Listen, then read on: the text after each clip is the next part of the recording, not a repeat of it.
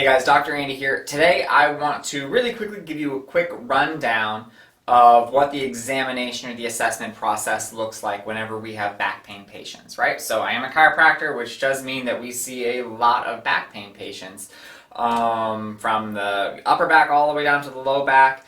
It's probably the bread and butter, what most people associate with a chiropractor. So we do see a lot of back pain patients. Okay, so let's just give you a quick rundown in case you're thinking about visiting a chiropractor or me, and you'd be able to kind of at least get an idea of what the process looks like, so you're not surprised and you kind of know what to judge it by. All right.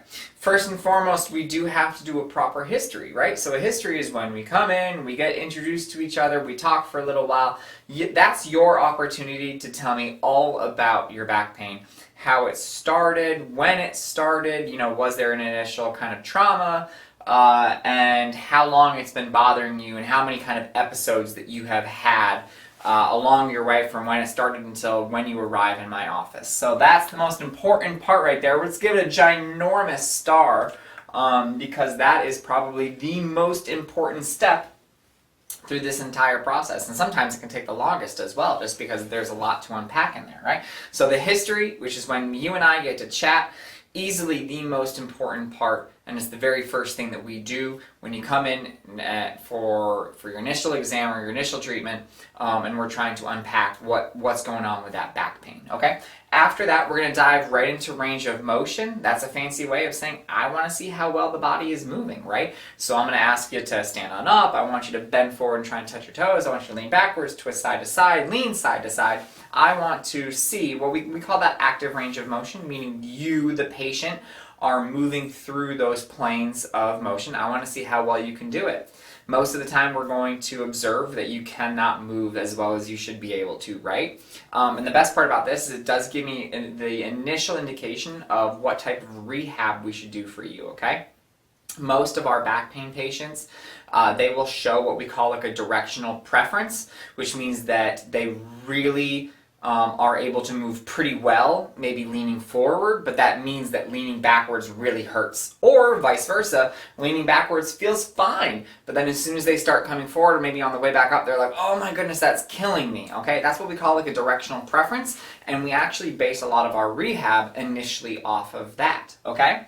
After that, we dive right into orthopedic and neurological testing. So this is the meat of the exam where we are looking for red flags. Oh, perfect. I'm using a red marker. Perfect. Awesome. So this is where we're looking for anything that comes up that maybe we need to make a referral or maybe we need advanced imaging. We're making sure that you're going to be a really successful chiropractic patient. If something pops up during this part of the exam, maybe we need regular imaging like x-rays, maybe we need advanced imaging like an MRI, or we may need to send you to one of our friends over at Cardinal clinic, like an orthopedic clinic, or maybe see a neurologist, or worst case scenario, we need to send you right to the ER. All right. So there are a couple occasions where if you're coming in and you've got low back pain with a couple of different type of symptoms that come with it, sometimes that is an emergency, and you would go directly to the ER instead of seeing any kind of treatment or making an appointment, in the future with a different type of doctor. Okay. Once we kind of make sure that we don't have any kind of big red flags, we know, all right, this looks like this is a chiropractic candidate. This patient should do really well in our office.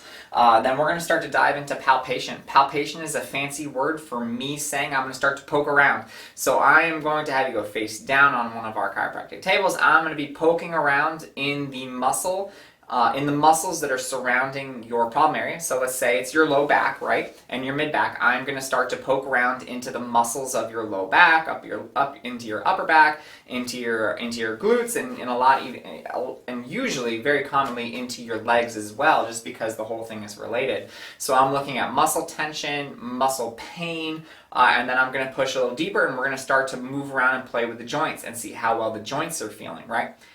What I tell patients is happy, healthy joints and muscle tissue feels squishy, right? It should feel like your bed. When we push into happy, healthy tissue and joints, there should be a lot of give, right? Instead, what we're probably going to find is certain areas, it's going to feel like we're pushing into a brick wall, right? It's like we push right into it and the whole thing is completely hard, both the muscle tissue and the joints underneath, there is absolutely no motion. A lot of times that's also where you're experiencing your pain. So when we poke into that, you're going to go, ow, right? That tells us that this is an area where we have loss of mobility. The joint and the muscle is not functioning properly. It's what's driving your discomfort, okay? That's very useful for the tail end of after the assessment for starting treatment, okay? So that tells us some really good stuff. And then right down here is the last thing. It's something we've added in more recently, and that's a breathing assessment, okay? I want to look at how well you're able to use your diaphragm and engage your diaphragm to properly breathe. The reason for that is very, very simple. If you hurt yourself, right, if we have a low back injury, we have pain in our low back or even our mid back, we start to usually lose the ability to use our diaphragm correctly. And if you can't use your diaphragm to breathe, right, we actually are not able to create what we call intra-abdominal pressure, which stabilizes our low back.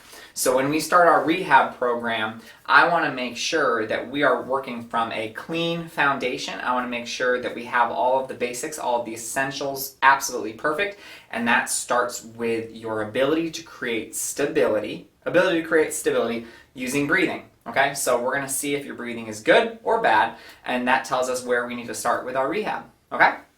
So pretty simple. It's going to start with the most important part, which is you telling me everything that's going wrong.